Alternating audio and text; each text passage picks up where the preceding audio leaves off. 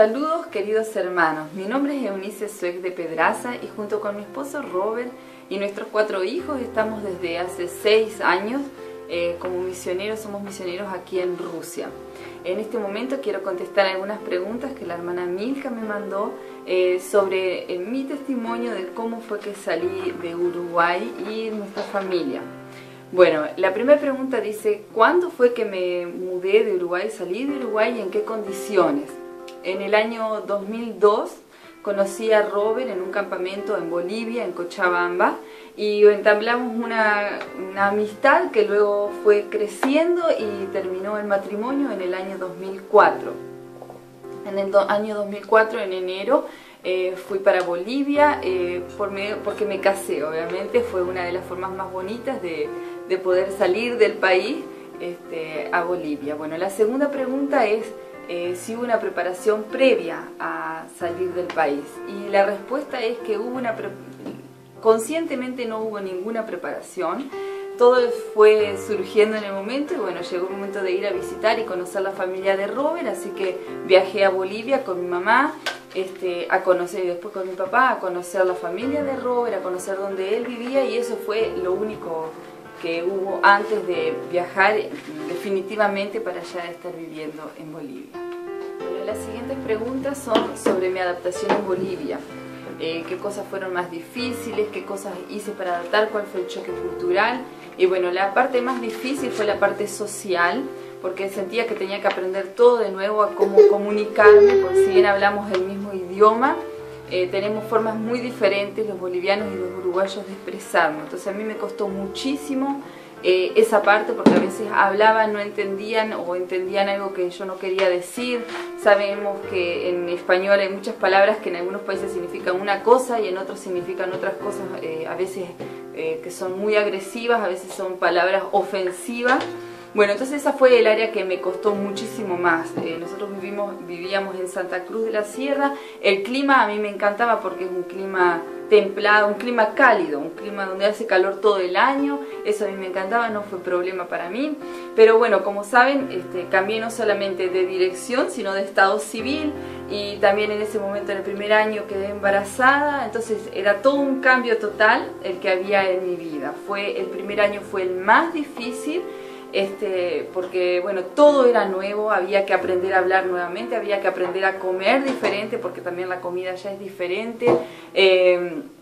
Entonces era yo contra todos los bolivianos y era muy difícil, el primer año muy difícil, y yo creo que recién después de 9 meses de vivir en Bolivia, un día recuerdo que estaba llorando, porque no solamente no era que extrañara a Uruguay, sino que me era difícil adaptarme y sentirme parte de la gente, ¿no?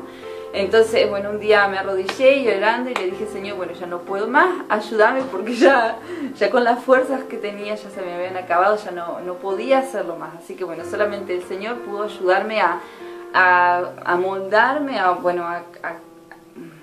tomar la cultura de ese nuevo país donde estaba yendo. Obviamente la dificultad más grande era con mi carácter. Mi carácter era muy difícil, así que el Señor por medio de esas situaciones fue cambiando mi carácter, y bueno, eso creo que sigue cambiándolo hasta el día de hoy. Ahora soy una persona mucho más tranquila, más sociable que antes, y bueno, esa fue el área más difícil de Bolivia para mí, ¿no? El cambio que hubo cuando fui a Bolivia. ¿Cuánto duró?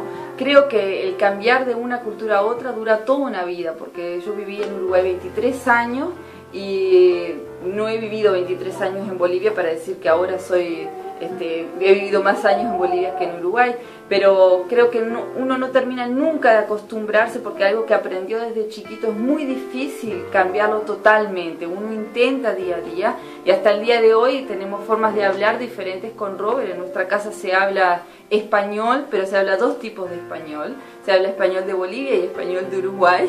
Entonces, y también se habla ruso, obviamente. Pero bueno, sé que hay cosas que no voy a lograr dejar de hablar, dejar de hacer, porque lo aprendí desde mi nacimiento. Pero bueno, todo el tiempo uno intenta, ¿no? Y creo que más difícil es el primer año y hasta el tercer año, ¿no? Ese es el lapso en que uno ya empieza a sentirse que está dentro empieza a entender cómo cambia, cómo se mueve la ciudad, cómo se mueve la gente, qué tipo de cosas hay. Creo que en mi caso duró un año, fue el más difícil, y después los 2 siguientes años fueron los que tuve la adaptación, donde empecé ya a aceptar y a tomar la forma de vida que había allí en Santa Cruz, porque tampoco puedo hablar de todo Bolivia. Yo vivía en Santa Cruz y Bolivia es muy grande y es muy diferente. Lo que se hace en Santa Cruz no se hace tampoco en otros lugares, así que bueno, sobre la vida de Santa Cruz yo puedo decir que sí, que a mí me costó, digamos, 3 años en poder adaptarme y sentirme cruceña de cierta forma. Y bueno, eso es con respecto a estas preguntas. La siguiente pregunta es sobre qué contraste vi en la Iglesia Autóctona de Bolivia y qué métodos evangelísticos usa. Bolivia tiene cerca del 20-25% de su población que se dice evangélico. Entonces ahí ya vemos un contraste muy grande de un país a otro, ¿no? Uruguay tiene un porcentaje muy pequeño y Bolivia tiene un porcentaje mucho mayor, tal vez el doble o más del doble. La iglesia está muy metida dentro de la sociedad y bueno, tiene los métodos tradicionales como campañas para hacer evangelismo, ¿no? Campañas, salir a hacer evangelismo personal, persona por persona en la calle, pero también se han hecho eventos masivos de evangelismo donde todas las iglesias de la ciudad salen en una misma fecha a hacer evangelismo y se ora, están muy unidas, al menos la iglesia, que estoy hablando de la iglesia que está en Santa Cruz, ¿no? Están muy unidos, tienen su organización y salen y hacen eventos masivos para evangelizar. El sábado pasado fue la Marcha para Jesús, donde todas las iglesias de la ciudad salieron y marcharon. Fueron miles y miles de personas que salían con sus pancartas. También ahora está en el cine una película que se llama Cuarto de Guerra, es una película cristiana, y por las noticias sabemos que está en el número 1 de taquilla de los cines de Santa Cruz y de Bolivia. Entonces ahí vemos ya la diferencia que hay totalmente con Uruguay, ¿no? Como es el evangelio está muy abierto. Claro que ha habido ahí en este último tiempo, en estos últimos 11 años hubo un cambio porque el gobierno dejó de ser católico, pasó a ser laico, a no tener religión, pero de todas formas la iglesia tiene una fuerte autoridad sobre el país, gracias al Señor, así que hay una apertura muy grande, hay muchas radios cristianas, es común llegar a la verdulería y encontrarte con que la persona que está ahí vendiendo tiene la Biblia abierta porque está leyendo. Los domingos es hermoso salir a la calle porque vos ves muchas personas en la parada del micro, en sus autos, a pie, que están todos, que van el domingo en la mañana, todas las iglesias tienen culto y todos vos ves como los hermanos van a las iglesias, diferentes denominaciones, pero donde se alaba al Señor. Entonces yo creo que esa es una de las diferencias muy grandes que hay entre la iglesia de Bolivia y la iglesia de Uruguay. Es una iglesia muy activa, que está muy metida. Yo no sé, hace muchos años que no voy a Uruguay, no sé cómo está ahora, pero cuando yo vivía en Uruguay era raro el que era cristiano, eran pocos cristianos en cada ciudad, era muy bajo el porcentaje. Y las formas evangelísticas, como repito, están las tradicionales, las que se usan en Uruguay, ¿no? Campaña, evangelismo persona por persona, pero también se le agrega a eso evangelismo masivo, películas en los cines, marchas para Jesús, y también ahora con el auge de los movimientos celulares, se ha expandido, ha crecido enormemente en estos últimos 10, 11 años la iglesia. Iglesias pequeñas que antes tenían, no sé, 200, 300 miembros, han llegado a tener 3.000, 5.000 miembros en un lapso de 5 años por medio de este movimiento celular en el que está enfocado el evangelismo. Porque si bien se dice, bueno, tenemos nuestra célula, pero la célula es para traer a tus amigos, para traer a tu conocido que tal vez a la iglesia no va, pero sí va a ir a tu célula. Entonces esas son las diferencias y cómo trabaja la iglesia en Bolivia. Bueno, la siguiente pregunta es sobre cómo nos preparamos para venir a Rusia. En Bolivia existe el CET, que es el Centro de Entrenamiento Transcultural, que es para preparar a los misioneros que quieren salir, a las personas que quieren salir como misioneras. En nuestro caso, no nos servía estudiar en ese CET, porque ellos están enfocados a las etnias, a los grupos étnicos de la Amazonía y al mundo musulmán. Y nosotros veníamos a Rusia, que no tenía nada que ver con ninguna de esas dos formas de estudio. También después tomamos un curso en la universidad sobre misionología y de ahí tomamos la parte emocional, nos reforzamos en la parte emocional, en la parte del ánimo, porque estudiamos a muchos misioneros que tuvieron que, muchos años atrás, tuvieron que dejarlo todo y como sin saber nada del país a donde fueron, sin saber el idioma, dejaron todo y se fueron y murieron en la tierra donde fueron. Y eso a nosotros nos inspiró porque eso es lo que el Señor ha puesto en nuestros corazones, ¿no? De dejarlo todo y venirnos sin mirar atrás. No estamos haciendo misiones por un par de años, estamos haciendo misiones de por vida. Bueno, entonces eso es lo que nosotros hicimos en cuanto a preparación, porque también en ese curso de misiones estaba enfocado también al mundo musulmán y al mundo de los grupos étnicos de la Amazonía.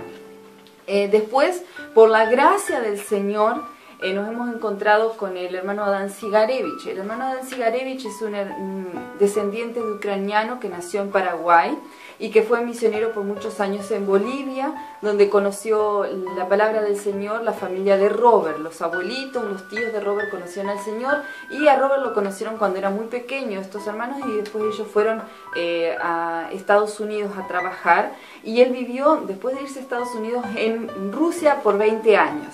Y antes de nosotros, cuando estábamos empezando a hacer todo lo que es el proyecto de gira para misiones, que duró 2 años, nos encontramos y bueno, tuvimos la oportunidad, nos presentó una tía de Robert y le pedimos que por favor nos diera 2 horas de su tiempo y él nos dio los consejos más sabios que pudimos haber leído en cualquier libro, porque fueron consejos vivos de una persona que vivió aquí y que estaba trabajando también como misionero aquí.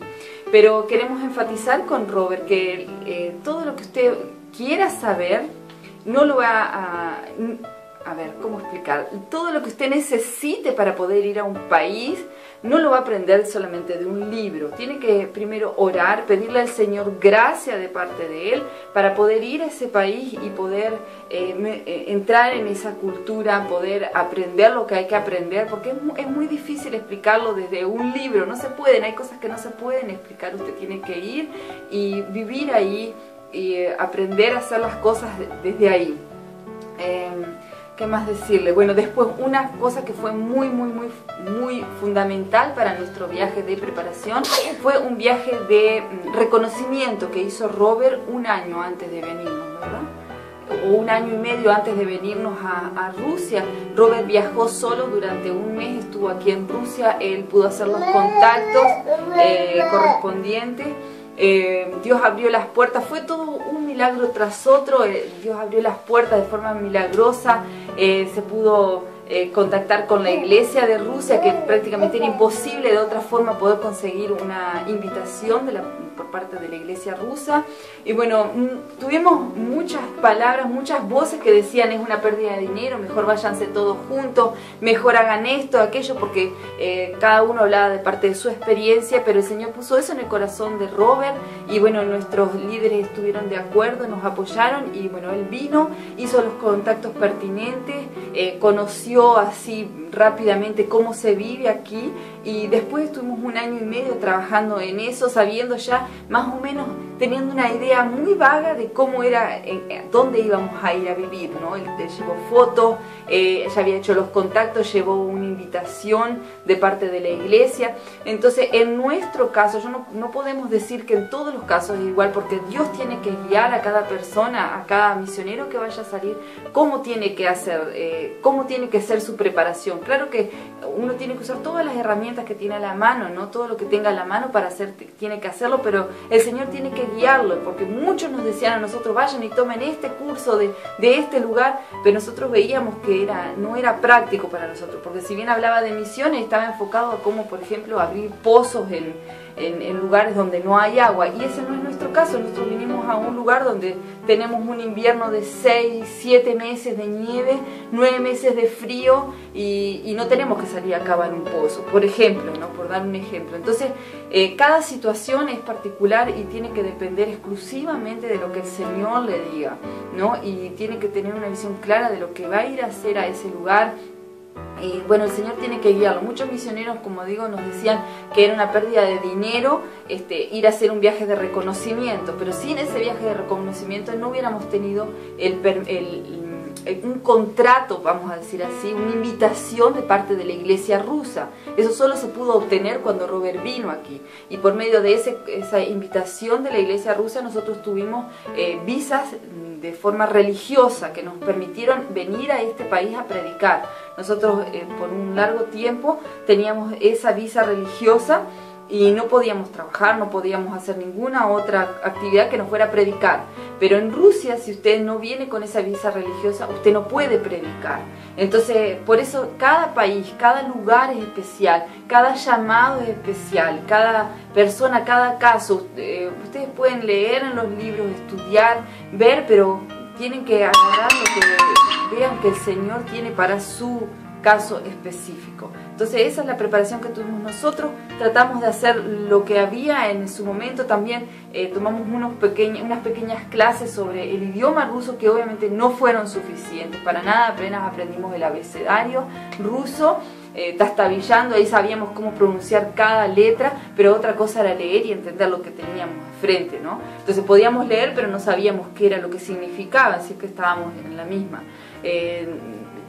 Mucho no tuvo de resultado. Entonces hay que ver, cada situación es diferente, cada caso es diferente, y en nuestro caso fue así, que lo más fuerte, lo que mejor ayudó a nuestra familia, a nuestro ministerio, fue el viaje de reconocimiento que Robert hizo en el año 2007. Bueno, ahora tenemos que hablar sobre las dificultades que nos encontramos cuando llegamos a Rusia, cuánto tiempo demoramos en superar esas dificultades, y sobre choque cultural. Bueno, las dificultades que nos hemos encontrado obviamente primero fue el idioma. Llegamos y no sabíamos hablar el ruso, así que Robert sabía hablar inglés, sabe hablar inglés, así que él se pudo comunicar con los hermanos aquí que también hablan inglés. Otra dificultad muy grande fueron los documentos. Aquí en Rusia, para poder vivir en Rusia, teníamos que vivir 3 meses en Rusia y salir durante 3 meses a otro país y después volver a entrar, y así estuvimos 1 año y medio, estuvimos viajando desde un país a otro. Eso fue muy cansador para toda la familia. En ese tiempo solamente éramos 4, Ana y Caleb, nacidos en Bolivia, Robbie y yo. Fue bastante cansador porque viajamos a diferentes países. Hemos estado en Latvia, hemos estado en Finlandia, hemos estado en Lituania, hemos estado en Bielorrusia, porque tuvimos que pasar por Bielorrusia. Entonces esa fue, yo creo que podría decir que la parte más cansadora y más complicada, porque había que estar aquí, desde aquí salir y pedir visa, y las visas no te las daban si no tenías una invitación para entrar a la Unión Europea. Entonces eso fue una parte bien difícil. Llegábamos, eran 3 meses para estar aquí, durante 1 mes hasta que encontrábamos casa, nos acomodáramos, estábamos más o menos 1 mes entrando en sí en la ciudad, cuando ya al mes siguiente teníamos que corretear otra vez consiguiendo visas e invitaciones. Así que durante 1 año y medio estuvo así nuestra vida, fue bastante cansador. Después, otra de las dificultades con las que nos hemos encontrado aquí es el clima. El clima aquí es muy... nosotros vivimos al norte de Rusia, vivimos en una zona que está al lado de Finlandia. Esto antes pertenecía a Finlandia, no sé en qué año, una guerra. Rusia se quedó con esta parte de Karelia. Karelia es como un departamento, vamos a decir así, de Rusia. Al norte de Rusia, más a 1500 kilómetros, ya estamos dentro del círculo polar ártico. Entonces estamos muy al norte, y aquí el invierno es muy largo. Ellos cuentan el invierno como que es 3 meses calendario, pero la realidad es que el invierno dura 9 meses. Y después tenemos un invierno verde, que le llaman, porque si bien la vegetación crecen las hojitas de los árboles, crece algo de algunas verduras como creo que el repollo, la remolacha, la papa, pero dura 3 meses y las temperaturas no llegan a subir más de 20 grados. Entonces el invierno es muy largo, las temperaturas en la ciudad llegan a bajar hasta 40 grados bajo cero. Eso fue el primer invierno, la primera bienvenida que nos dio este invierno. Ese invierno fue que bajó a 40 grados bajo cero dentro de la ciudad. La cantidad de nieve que cayó fue impresionante, se demoraba en autobús, se demoraba lo que en verano se demoraban 10 minutos, en ese invierno se llegaba a demorar 1 hora y media por la cantidad de nieve que había en la calle. Entonces fue una sorpresa para toda la población también, porque ellos hacían muchos años que no veían tanta cantidad de nieve, los autos tapados de nieve, y para nosotros eso sí fue muy fuerte, porque no teníamos la ropa necesaria para poder enfrentar. Si bien habíamos traído algo de ropa tibia, algo de ropa caliente que habíamos conseguido, pero en nuestros países es imposible conseguir y comprar ropa adecuada para este clima, porque en Uruguay no cae nieve y en Bolivia la nieve que cae es en departamentos que nosotros no vivíamos, y no se vende este tipo de ropa que se necesita para aquí. No teníamos vehículo. Entonces teníamos que estar a veces 30, 40 minutos en la parada del autobús esperando el autobús para poder ir a la iglesia a 30 grados bajo cero. Eso fue una de las partes también difíciles que podemos decir en cuanto a dificultades que nos hemos encontrado. Bueno, ahora lo que ustedes llaman choque cultural, nosotros no podemos hablar de choque cultural porque nosotros no nos hemos venido a estrellar contra los rusos, no es un choque, no hemos venido a atropellarlos. Creemos con Robert que mucho depende del carácter de la persona que sale a misiones. Para mí fue de mucha bendición primero ir a Bolivia y después venir a Rusia. Si hubiera venido directamente desde Uruguay a Rusia, creo que ya hubiera estado de vuelta, porque mi carácter era muy insufrible, era muy difícil, y bueno, yo veía como que de donde yo salía todos los demás estaban mal y solamente los uruguayos éramos los mejores. Y resulta que el resto de la población, el resto del mundo piensa que todos piensan que su cultura es la mejor. Entonces ahí es cuando se enfrenta uno con un choque. Cuando yo salí a Bolivia me di cuenta, ya bajé las revoluciones. Bolivia me ayudó muchísimo en cuanto al área de cambiarme, de moldearme, de dejar que Dios me mostrara de otra forma de vida, de cambiar mi carácter. Bajé las revoluciones. Creo que muchos de los que me conocieron cuando era adolescente pueden decir que soy otra persona diferente. Y bueno, entonces depende mucho del carácter de la persona cuando sale. Una de las cosas que yo agradezco al Señor es que, bueno, en Uruguay todos toman mate, en mi familia todos toman mate todo el tiempo, y soy de 5 hermanos, soy la única persona de esa casa que no toma mate. Todo el mundo se asombraba, todo el mundo pensaba que ¿por qué mi padre, por qué no tomas mate? ¡Qué extraño!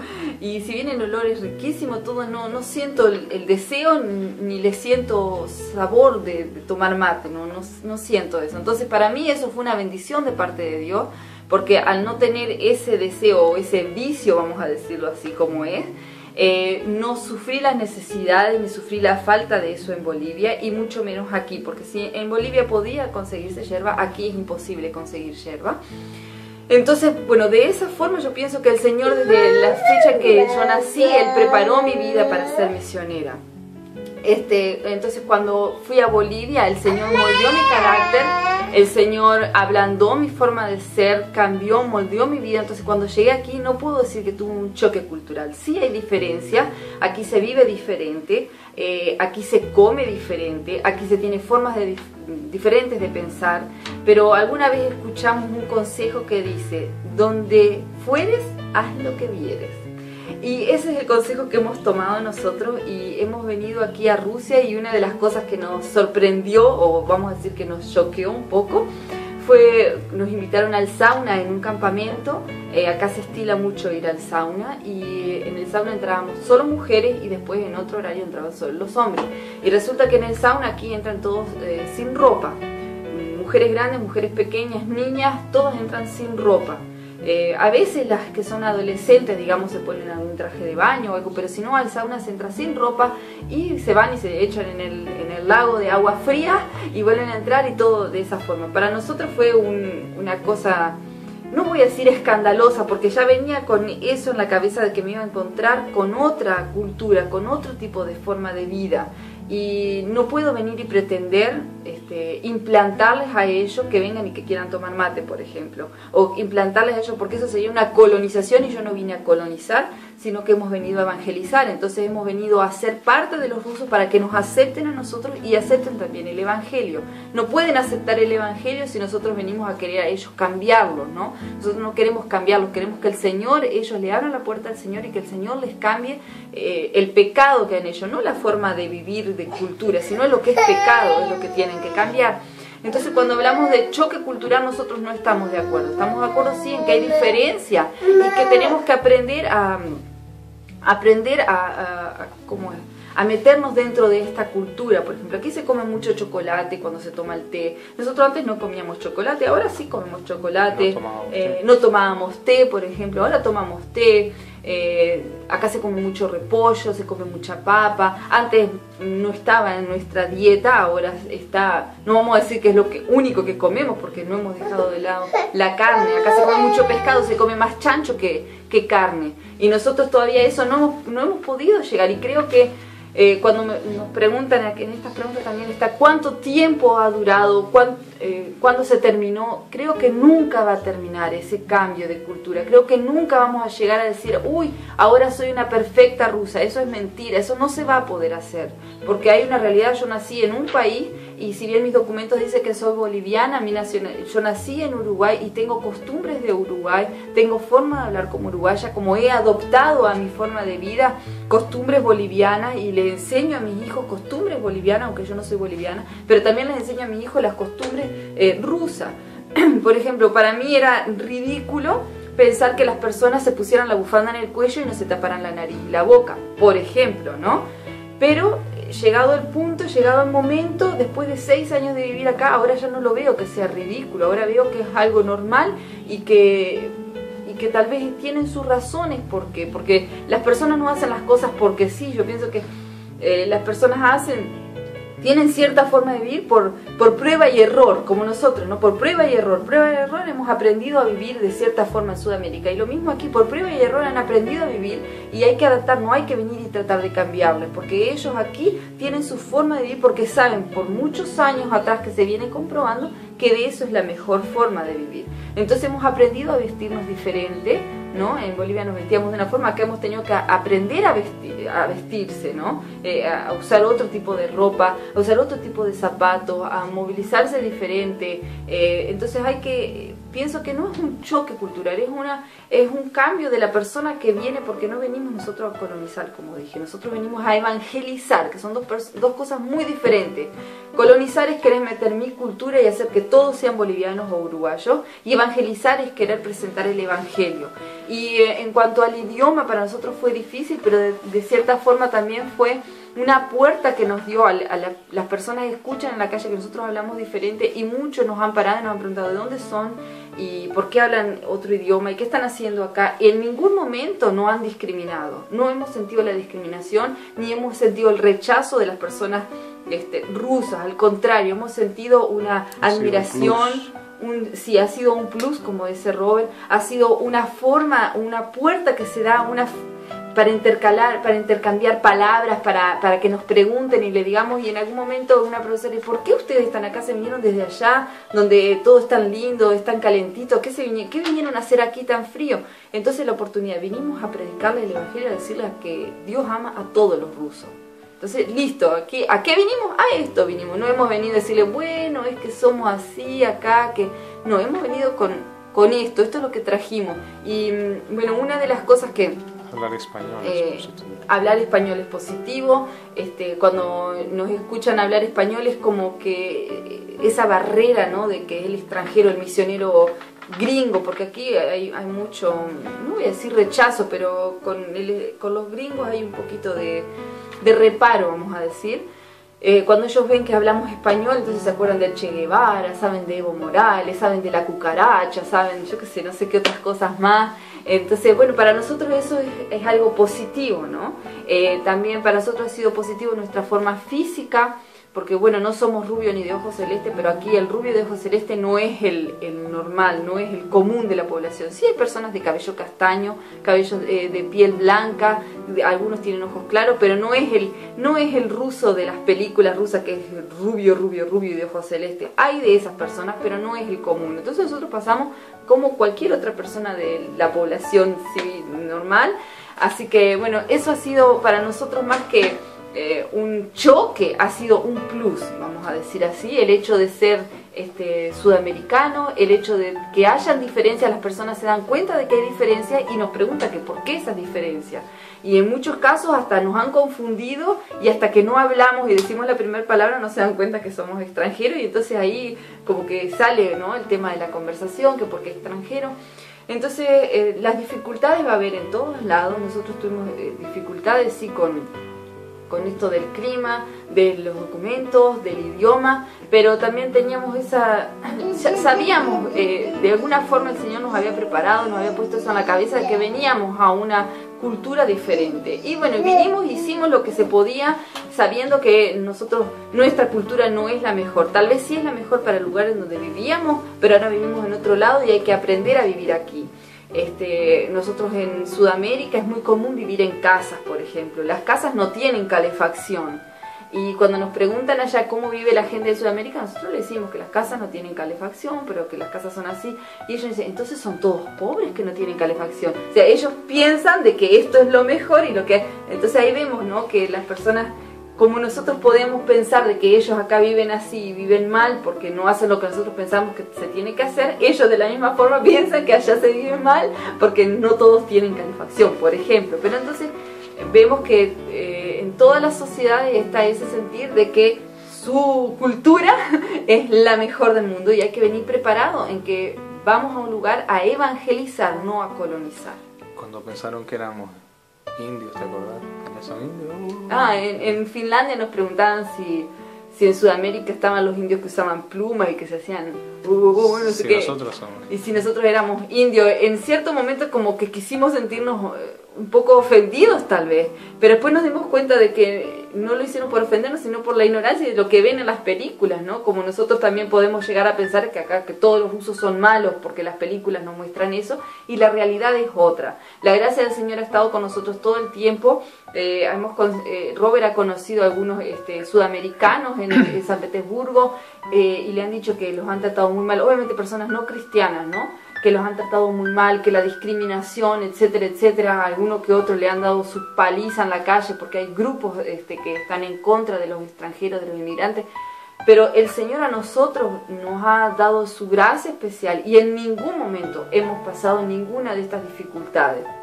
A veces, claro, extrañamos o a veces sentimos que cometemos errores, por ejemplo, porque no sabemos que se hace de cierta forma. Y bueno, hemos pedido disculpas, bueno, no sabíamos, disculpe. Y las personas han tenido esa buena voluntad de disculparnos, de enseñarnos en la calle, de ayudarnos. O sea, muchas cosas positivas podemos decir y no negativas en estas diferencias de cultura. Ahora las preguntas son sobre cuáles son los métodos evangelísticos aquí en Rusia y las diferencias con la iglesia autóctona de Rusia. Lo que yo puedo hablar es sobre cómo es la iglesia aquí en Petrozavodsk y en Karelia, no en toda Rusia, porque Rusia es muy grande y no sé qué es lo que pasa en Moscú y no sé de primera mano lo que pasa en San Petersburgo ni en el sur de Rusia. Pero aquí, por ejemplo, la reglamentación que hay aquí en esta zona de Rusia es que está prohibido hacer evangelismo en la calle, está prohibido salir a predicar. Entonces, por ejemplo, salir 15, 20 personas a repartir folletos, eso está prohibido. Si encuentran 2 personas hablando en la calle, eso ya es como proselitismo y eso ya está penado, ya va a venir la policía, va a averiguar, va a tomar tus datos, etcétera, etcétera. Entonces no se puede hacer así. Si bien han estado saliendo, últimamente Robert con sus discípulos ha estado saliendo a evangelizar, lo han hecho de una forma más tranquila, no tan fuerte, no tan masiva, y de todas formas las personas, algunas han aceptado al Señor, otras han permitido que se ore, y bueno, el Señor está obrando de esa forma, se les ha dado el método para poder hacerlo, ¿no? Saliendo a la calle, se paran, y a veces hay 2 o 3 personas sentadas, se acercan y le comparten o le hacen un par de preguntas por medio de cuestionarios y cosas así. Campañas tampoco se pueden hacer por ese mismo motivo de que está prohibido, es muy estricto, tal vez con algunos permisos, pero es muy difícil. Y en segundo lugar, el clima. Acá el clima es muy duro. Entonces hacer campaña al aire libre, el estadio que hay en la ciudad es abierto, imagínense con 20, 30 grados bajo cero, estar una hora, hora y media de campaña es imposible, digamos, ¿no? Es totalmente imposible. Entonces por eso durante los 6 años que hemos estado aquí nosotros en Rusia, nunca se ha hecho campaña. Sí se han hecho eventos como conciertos, como puestas en escenas de obras teatrales cristianas, la misma iglesia, ¿no? Hacen también, y bueno, entonces ahí persona a persona, yo invito a un amigo, invito a mi vecino, le dejo una invitación. En los edificios hay pequeños cajoncitos donde ahí se pone toda el correo. Entonces ahí le dejamos las invitaciones, ¿no?, a los vecinos y a veces personalmente se le puede invitar, y así han llegado muchas personas a la iglesia. Pero una de las formas que creo que en nuestra iglesia se está dando en mayor manera como la gente conoce al Señor es llevando al amigo a la célula, ¿no? Yo tengo una amiga o tengo un amigo y lo invito a mi célula donde yo comparto, todos los hermanos o la mayoría están o deberían estar en células, ¿no? Por regiones, por donde vivís, por la confianza que tenéis con cierto hermano. Entonces se reúnen, hay un líder de grupo, se comparte la palabra, se canta, se evangeliza, y de esa forma muchísimas personas han conocido al Señor. Y sabemos que hay muchas personas que todavía no han llegado a la iglesia, pero que ya están compartiendo en las células. Y bueno, de esa forma es como se está haciendo evangelismo aquí en la ciudad. Y podemos decir que esta iglesia está cambiando de ser una iglesia pentecostal de nombre a pentecostal de vida pentecostal, ¿no? Porque sí tienen el nombre pentecostal, pero si vamos al hecho son personas muy frías. Y no porque no amen al Señor, sino porque el carácter de la persona aquí ya es muy frío, muy tranquilo, muy quieto, no es un ferviente. Si vamos a poner un extremo, algo opuesto serían los hermanos brasileños, que son tan fogosos, tan alegres, ¿no? Bueno, esto es el extremo opuesto de los hermanos aquí, porque su estilo de vida es así, más pasivo. El clima los ha hecho así, más tranquilo, más frío, vamos a decir, porque el clima es frío. Entonces, no son malas personas, son personas que aman al Señor de todo corazón, y el Señor se está moviendo y está moviendo los corazones. Y hemos visto en estos 6 años, se puede decir que ha habido un cambio, y va a haber y va a seguir habiendo. Sabemos que en Moscú y que en las zonas más al sur de Rusia ya hay iglesias que son un poco más fervientes, ¿no? Porque ya el carácter de las personas también que viven allá es un poco diferente, y a veces algunos de ellas vienen y predican acá y los hermanos acá como que no les choca un poco, se sienten un poco incómodos porque el carácter de las personas son diferentes. Entonces, bueno, la iglesia sí está avanzando, está poniéndose cada vez más fogosa, toda la iglesia está involucrada en lo que es tener la célula, en evangelizar. Todos los domingos se hace la presentación de la palabra para que acepten al Señor, sea quien sea el que predique. Siempre está la invitación, ¿no?, de que quien vino por primera vez, quien quiere aceptar al Señor, siempre está eso. Entonces no es que es una iglesia que se ha quedado solamente adentro y que hace todas sus cosas para ella, sino que siempre, si se hacen campamentos, por ejemplo en la época de verano, se hace campamento de niños, los de las niñas de la escuela dominical, y campamento evangelístico de niños, ¿no? Entonces hay hermanos de la iglesia que trabajan en el club de niños, le llaman, ¿no? Entonces vos traes a tu amiguito de la escuela, vamos a un club los domingos, donde hacen juegos, hacen actividades, y también les presentan la palabra del Señor. Y con esos niños que no participan de la escuela bíblica, que sus padres no son cristianos, se hace un campamento evangelístico, ¿no? Y personas que tal vez sabe que el sobrino, el primo, el vecino, no va a la iglesia, nadie sabe del Señor, porque acá hay muchas personas que nunca escucharon del Señor Jesús, por ejemplo, nunca escucharon que Jesús nació. No saben de Dios, ¿no? Lo único que saben es que Dios no existe, muchos son ateos. Entonces no es como en Sudamérica, por ejemplo, en Bolivia, por ejemplo, que todo el mundo sabe que el 25 de diciembre es Navidad, por ejemplo. ¿Qué pasó en Navidad? Bueno, nació Jesús y también el Día de la Familia, pero bien o mal en Sudamérica se sabe qué es la Navidad.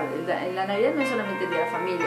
Acá no se sabe, no todos saben qué es la Navidad. Sí la festejan, pero no saben qué es lo que festejan.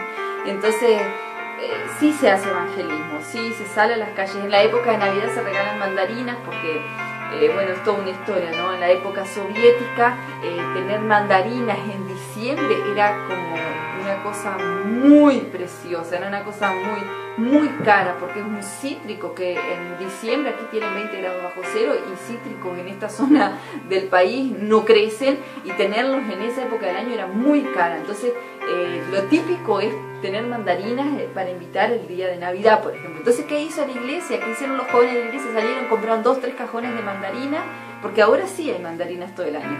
Salieron a comprar mandarinas y le pusieron un versículo bíblico, una invitación a la iglesia, y regalaban en la calle mandarinas en la época de Navidad. Entonces se han inventado sus formas de poder evangelizar dentro de su cultura, ¿no? ¿Qué otra cosa más? Bueno, también se trabaja con el centro de rehabilitación, hay muchas personas que tienen problemas con el alcoholismo. Entonces, bueno, algún allegado, algún conocido, el día del cumpleaños de Robert, por ejemplo, me llamaron para que llevara a una señora que uno de los discípulos de Robert encontró en la calle, le habló del Señor a las 9, 10 de la noche, y la señora empezó a llorar, una señora borracha, ¿no? No sé, unos 40 años, 45 años, y bueno, la llevaron y ya está en el centro de rehabilitación, se le habló del Señor, y bueno, así es como se ha estado evangelizando aquí en esta zona. ¿Cómo? También le han estado invitando ese mismo día del cumpleaños de Robert, y fue con otros chicos, otras personas, y invitaron tortitas, unos postres, unas cosas a personas de la calle, ¿no? Se le acercaron, se sentaron ellos en cierto banco que había y empezaron a llegar, ¿no? En una zona donde ya sabían que había. Y entonces de esa forma les predicaron, ¿no?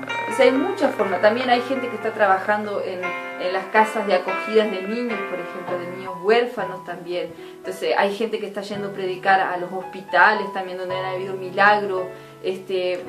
Toda la iglesia está movida. Tenés que reaclarar que esto se hace no secretamente, pero con mucha discreción, porque es prohibido hacer. Claro, está todo...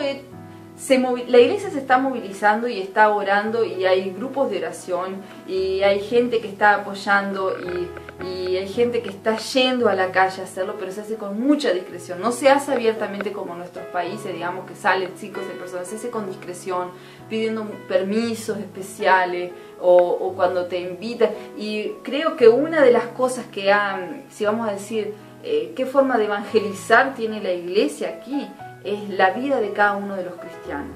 Eso ha sido una de las formas, yo pienso que en este último tiempo, de evangelizar, porque hay un cambio. Por ejemplo, vinimos aquí a este apartamento y la señora resultó ser conocida de la abuela de un niño que va con el hijo de la dueña de esta casa a la escuela. Y ella nos dijo hace poco, la señora, la dueña de casa, que cuando conoció a esta familia que es cristiana, ella los conoció y vio algo diferente, porque esa familia cristiana donó, no sé, un televisor, no sé qué otros artículos para la escuela. Y esta señora de la casa dijo, esta gente debe ser cristiana, porque no cualquier persona regala abiertamente este tipo de artículos a una escuela. Y efectivamente esta señora que regaló esas cosas es cristiana, es de nuestra iglesia. Es una hermana fiel, es un líder de grupo. Entonces vemos qué forma tiene de evangelizar la iglesia aquí. El estilo de vida de cada uno de los cristianos ha sido una de las cosas más fuertes, yo pienso, en el evangelismo, porque las personas se acercan y dicen, ¿por qué sos diferente? ¿Por qué haces esto? Entonces ahí empiezan a hablarnos, ¿por qué tenés un estilo diferente? Otra hermana de la iglesia me contaba que ella está en su trabajo y se reúnen para tomar, por ejemplo, y se reúnen y se van y fuman. Entonces le invitaron y ella fue a celebrar el cumpleaños de cierta persona, su compañero de trabajo. Le dijeron, ¿tomás? No, yo no tomo. ¿Por qué no tomás? Porque no tomo, yo tengo otra forma de vida. ¿Y fumás? No, no fui. ¿Por qué no fumás? Entonces de esa forma ella le empezó a predicar sin meterle la Biblia por la cara. Le dijo, no, yo tengo forma diferente de pensar. Yo vivo así, esta es mi creencia, yo creo en el Señor, yo creo en Dios. Entonces de esa forma dice que en su trabajo todos dejaron de tomar.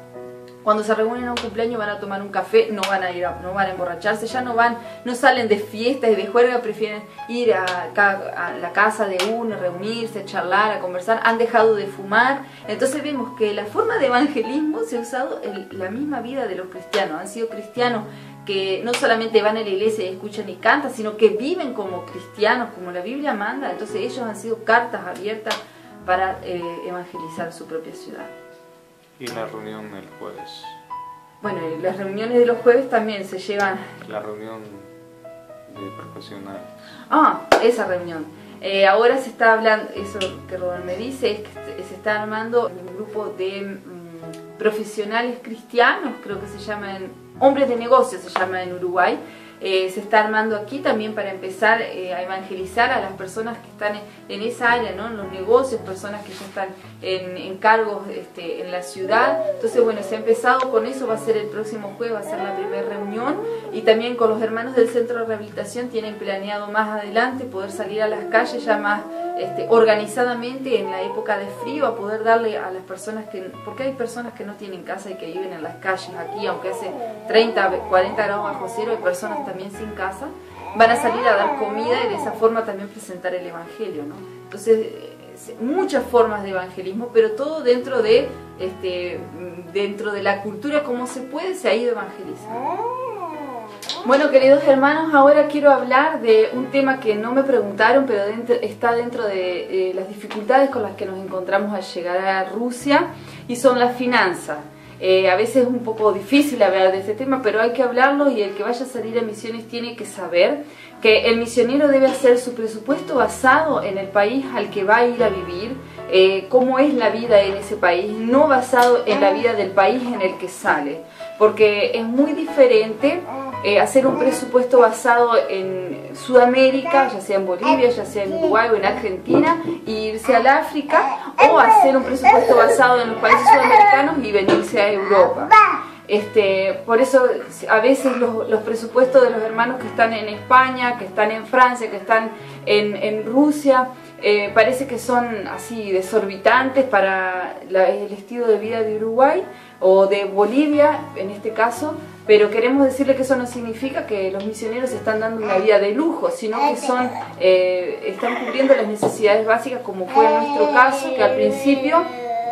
y sabemos de otros misioneros latinoamericanos que al principio nosotros los primeros meses el presupuesto solamente alcanzaba para cubrir el lugar donde vivíamos, que era una sola habitación, y la comida que comíamos, lo que conocemos en Sudamérica, eso comíamos, la comida básica, no era que teníamos tortas todos los días, sino que comíamos lo necesario, lo básico, ¿no? Entonces queremos aclarar eso, que el misionero tiene que ser consciente de cómo va a formular su presupuesto, y tiene que salir respaldado por una iglesia que sea responsable financieramente. Aquí ya no solamente les toca a los misioneros, sino a los líderes, si es que hay alguno que me está escuchando, que tienen que ser responsables en cuanto a la finanza. Yo sé que es difícil, el área de las finanzas siempre es difícil, pero bueno, tenemos que hacer las finanzas no como una necesidad. El misionero no sale por necesidad, porque las necesidades de nuestros países son a veces mayores que las necesidades de los países a los que vamos. Nosotros salimos por un llamado, y el misionero tiene que saber eso, sale con un proyecto, con un llamado, porque el Señor le está llamando. Y sí, muchos te van a decir, si el Señor te llamó, que el Señor te respalde, pero también podemos decirle a esas personas que el Señor dijo, vayan por todo el mundo y prediquen. Y si usted no va a ir, entonces ponga de su parte para que otro vaya en su lugar. El misionero no es un mendigo que está pidiendo que por favor le apoyen, sino que es responsabilidad de todas las iglesias, no de unas, dos o tres, de todas las iglesias, apoyar misiones, porque misión está dentro del corazón del Señor. Así que misioneros, futuros misioneros, líderes de misiones, encargados de las iglesias de misiones, presten atención a esto, porque tanto la oración es fundamental para sostener al misionero como la finanza. Es parte fundamental, porque el misionero no vive del aire, lamentablemente no vivimos del aire. Y bueno, en nuestro caso Dios sabe cuántas necesidades hemos pasado el primer tiempo. Hemos vivido durante más de 3 años en una sola habitación, éramos 4 y después fuimos 5 y vivimos también por un tiempo largo. Vivimos en una habitación y luego en 2 habitaciones muy pequeñísimas. Aquí son apartamentos muy viejos, no teníamos cama, teníamos que dormir en el piso. Hubo un tiempo donde nos turnábamos con Robert, él dormía en el piso un día, al día siguiente dormía yo, y los niños dormían en un pequeño diván que había en la casa. Tuvieron que prestarnos cubiertos porque nosotros vinimos y no teníamos nada. No estoy diciendo que tienen que pensarlo como, ay, pobrecitos los misioneros que se fueron y dejaron todo, porque nosotros lo hicimos voluntariamente. Nadie nos obligó a salir, pero sí hay que ser responsable y consciente cuando uno decide salir a misiones. ¿A qué se va a enfrentar? Bueno, se va a enfrentar a este tipo de situaciones, y la iglesia que decide apoyar a misiones y tener misioneros, la iglesia nacional, la iglesia local, tiene que ser responsable, porque a los misioneros no los vemos todos los días, y tal vez el misionero no manda carta todos los meses, pero el misionero está ahí predicando todos los días, enfrentándose todos los días a un nuevo idioma, enfrentándose todos los días a esa diferente cultura, predicando y siendo luz allí a donde va, y siendo de testimonio, porque muchas veces hablamos más con nuestra presencia física que con nuestras palabras, porque el Señor usa a los misioneros de muchas formas diferentes. Entonces ese puntito aparte quería compartir sobre las finanzas. Bueno, ahora otra de las preguntas que me dicen después de haber atravesado dos culturas diferentes en las que crecí, ¿cuál sería mi consejo para los que vayan a salir futuros misioneros? En primer lugar, quiero decirles que tienen que ser personas de oración, personas que están comprometidas con el Señor y que van a ir a hacer lo que el Señor les ha dicho. En segundo lugar, quiero decirles que el mejor lugar en el que puedas estar va a ser dentro de la voluntad del Señor. No tengas miedo, porque no va a haber ningún mejor lugar, ni tu casa, ni la casa de tus padres, ni la tierra donde naciste va a ser más seguro para vos que estar dentro de la voluntad del Señor. Y tercero, no menos importante, sino tal vez muy importante, es la actitud con la que vayas a ir a hacer misiones.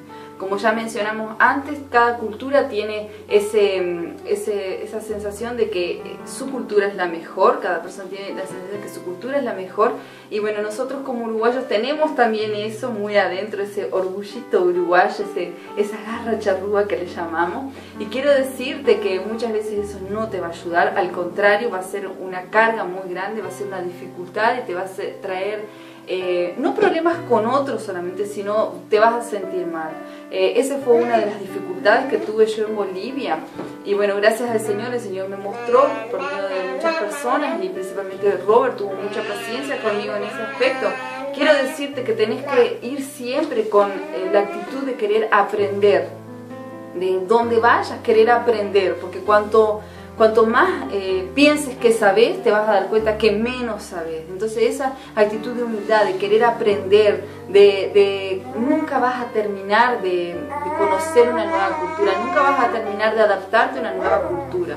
Entonces esos tres consejos, ¿no? Que seas una persona de oración, que esté ahí al lado del Señor para saber bien qué es lo que el Señor quiere, que no tengas miedo de estar en la voluntad del Señor, y aunque te mande al país más remoto, más escondido o más difícil, o el país que menos te gusta, tal vez pensás que el Señor te está mandando y pensás que ese lugar es el peor lugar del mundo, quiero decir de que en ese peor lugar del mundo vas a estar más seguro que estando en tu casa. Y si llevas una actitud de querer aprender, de querer ayudar, y una mirada desde el punto de vista de Jesús, de qué haría el Señor en tu lugar, qué haría, cuál sería la actitud del Señor, eso te va a alivianar el viaje, te va a sacar mucho peso, y esas dificultades y esos problemas, esos choques sociales y culturales de los que escuchamos, te puedo asegurar que vas a verlos y te vas a reír, y vas a decir, sí, realmente traer una actitud, no voy a hablar de actitud positiva, pero tener esa actitud de querer aprender de otros, porque todos tienen algo que enseñarnos, y nosotros, por más que pensemos que la sabemos todas, nunca tenemos totalmente la razón. Entonces quiero animarte a que sí hagas misiones, a que no tengas miedo de salir de tu casa, de dejar tu país, de dejar tu mate, de dejar tus bizcochos, que no tengas miedo, porque el Señor siempre va a estar contigo. Una de las cosas que nosotros hemos tenido que adaptar aquí a nuestra casa, además del idioma, ha sido el estilo de vida. No podemos vivir como vivíamos en Sudamérica, pero el Señor, por medio de eso, también ha hecho que muchas personas vean la mano del Señor. Muchos nos ven y dicen, es increíble, ustedes son como uno más de nosotros, y eso para nosotros ha sido positivo, ha abierto puertas, ¿no? Entonces el venir aquí a imponer la cultura era negativo. Entonces nosotros no lo hicimos porque habíamos estudiado, sino que así vivíamos, ¿no? Y en nuestra casa, nuestra familia, desde que nos casamos y después de los primeros problemas y dificultades, Robert tomó la decisión de que tuviéramos una cultura de la Biblia. Y lo mismo te digo que tendrías que tener tú, una cultura de la Biblia. Vayas donde vayas, la cultura de la Biblia no va a cambiar. Si tenés una cultura bíblica, no vas a cambiar. Y si tenés una cultura bíblica, mismo en tu ciudad, en la ciudad donde naciste, con la gente que te criaste, vas a ser extranjero. Porque nosotros no pertenecemos a esta tierra, como todos sabemos, nuestra ciudadanía está allá arriba. Así que pienso que todos en realidad somos misioneros, algunos fuera del país, otros dentro del país, pero adelante. Y ahora en la siguiente pregunta la va a contestar mi esposo Robert y les vamos a presentar a nuestros chicos. Que el Señor les bendiga, yo me despido. Bye bye. Saludos queridos hermanos de Uruguay, que Dios les bendiga mucho. Les habla su misionero Robert Pedraza y a nombre de toda mi familia, de Eunice, de los chiquititos, les repito este cordial saludo. Eunice me invitó a participar con ella respondiendo a estas preguntas y dice, por favor, preséntanos cómo trabajan su misión en Rusia. Yo no puedo contestar brevemente. Tengo que decirles que el proyecto que desarrollamos acá parte de cómo entendemos la Biblia, cómo entendemos en general la Escritura. Y cuando se trata de misiones, para mí se resume en ir más allá de nuestras fronteras a hacer discípulos. No puedo pensar en tener una profesión extra, yo. Otros pueden y no hay problema.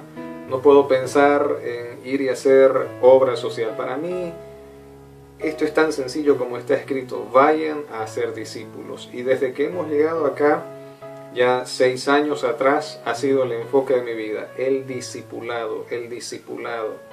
Y hay toda una enseñanza, todo un entendimiento de lo que significa ser discípulo. Por ejemplo, ustedes que asisten a un seminario bíblico se van a graduar, son estudiantes, van a tener un diploma, pero el discípulo no tiene diplomas y el discípulo tampoco se gradúa. Los apóstoles no se graduaron. Ellos fueron como discípulos hasta el fin, hasta la muerte. Entonces, llevo adelante la escuela bíblica de discipulado. Y el énfasis en la enseñanza siempre es ese, que el Señor nos llamó a ser discípulos, a ser discípulos.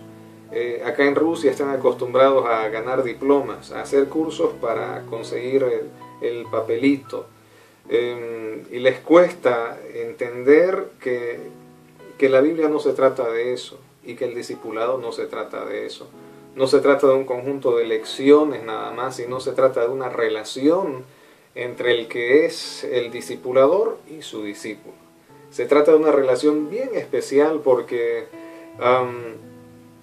no estamos pendientes de si acabaron la lección y cuándo dan el examen, pero estamos pendientes de cómo están ellos como personas. Es decir, vamos metiéndonos de alguna manera, si vale el término, en sus vidas. Porque puede ser una persona mientras está escuchando la lección y puede ser otra persona cuando está en su casa. Y estamos llamados a ver qué le pasa a esa gente, a pastorearlos, a amarlos, a visitarlos en sus cumpleaños, a orar por ellos cuando están enfermos, a orar por ellos cuando están contentos. Entonces ese proceso de discipulado es en el que me esmero por enseñar y por transmitir esa manera de entender la Escritura. Discipulado. No tengo 20 discípulos, tengo 3 discípulos. 3 discípulos con los que desarrollo el resto de mi ministerio. Ellos están conmigo cerca, ellos oran conmigo, oran por mí. ¿Saben las pequeñas cositas que hay entre Eunice y yo, por ejemplo?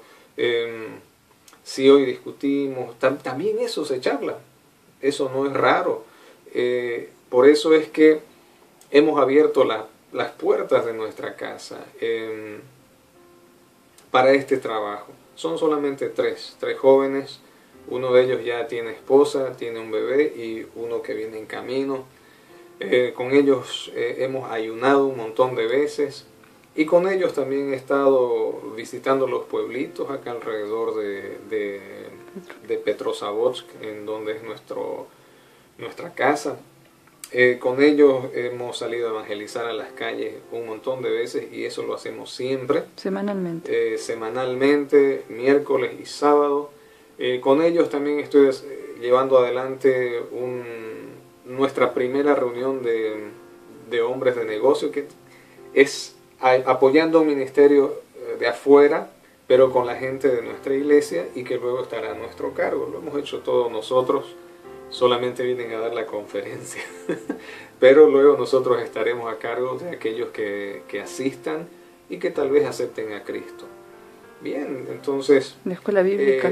Eso es lo que estamos haciendo, la escuela bíblica de discipulado, evangelismo en las calles, visitando los pueblos y evangelizando también en estos pueblitos. Y los jueves, los cultos. Los jueves tengo a mi cargo un anexo juntamente con ellos, en el que Eunice me ayuda en la alabanza y ella además sirve los domingos con otro ministerio de alabanza en la iglesia grande. Entonces estamos activos.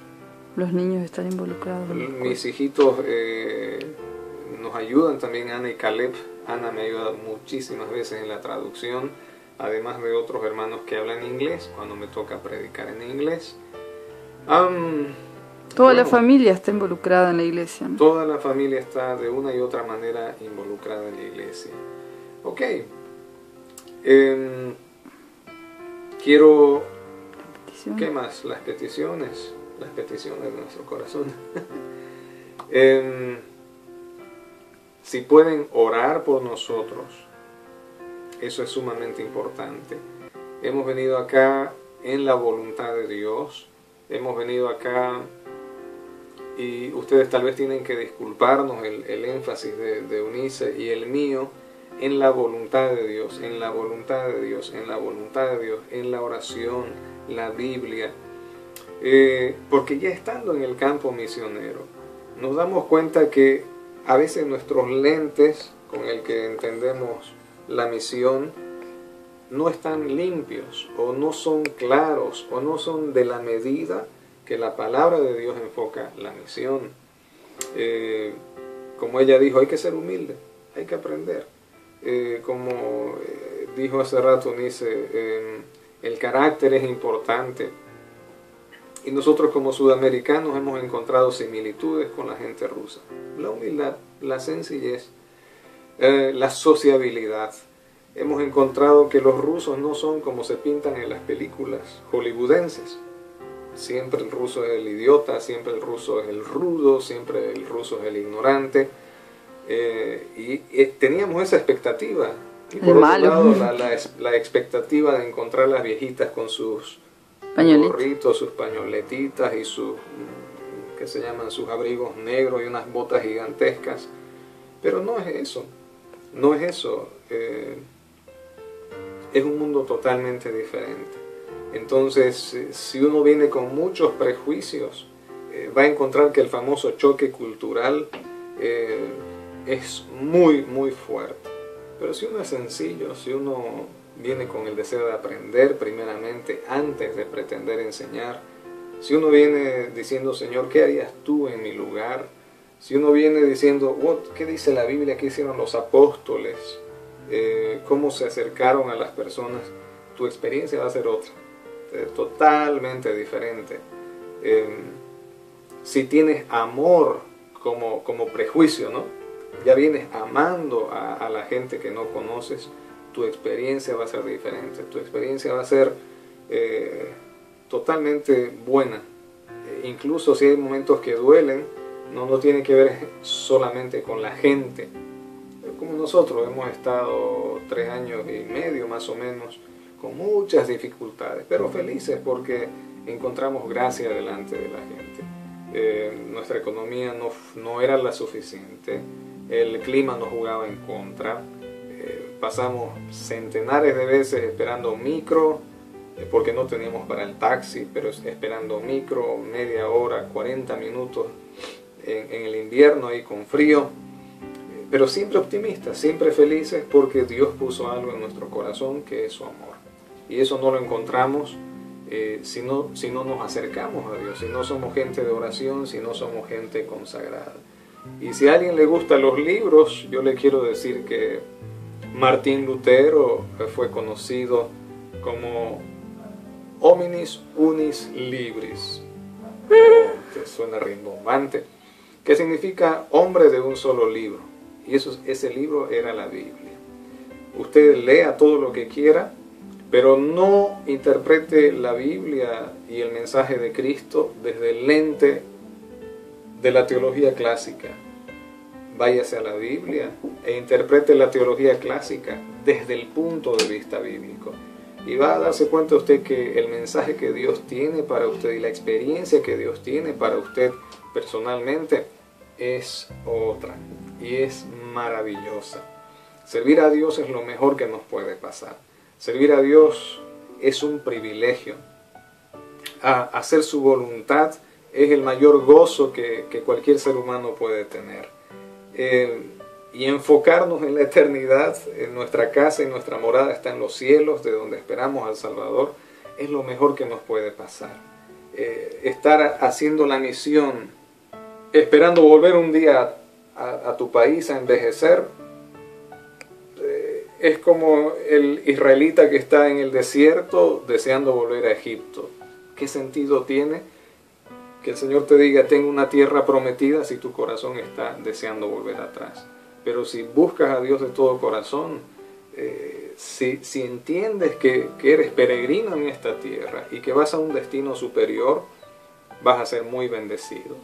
Me gusta recordar al discípulo Mateo. Fue una situación bien especial.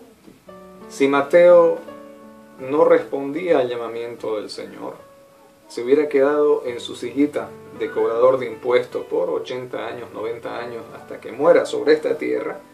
¿Y saben qué? Hubiera perdido su eternidad. No estoy diciendo que se iba al infierno, pero estoy diciendo que Jesús dijo que había 12 tronos para los 12 apóstoles, y uno de esos fue Mateo. En el momento que Mateo dejó su sillita, se aseguró un trono en el cielo. Y es así. Cada vez que usted se levanta y dice, yo te voy a servir, Señor, está asegurando un lugar especial en el cielo. En serio, ese es otro tema, pero es un lugar especial, un lugar de privilegio. El Señor dice, bien, buen siervo y fiel, en lo poco fuiste fiel, en lo mucho te pondré. Entra en el gozo de tu Señor. Bien, hasta acá espero que podamos tener otra oportunidad para dirigirnos a ustedes, pero estamos muy felices sirviendo al Señor. No siempre es fácil, pero siempre es posible con Cristo. Que Dios les bendiga y estaremos presentando a nuestros niños en el siguiente bloque. Muy bien, ya estamos en la última parte. Acá la familia Pedraza en pleno. Les presento a los niños. Él es Caleb. Hola. Él es Máximo. Él es Robert Jr. Y Anita, que tiene unos saludos para ustedes.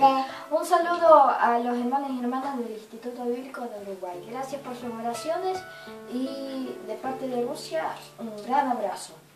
Muy bien, muy bonito. Ahora terminamos. Nuestros motivos de oración son los siguientes.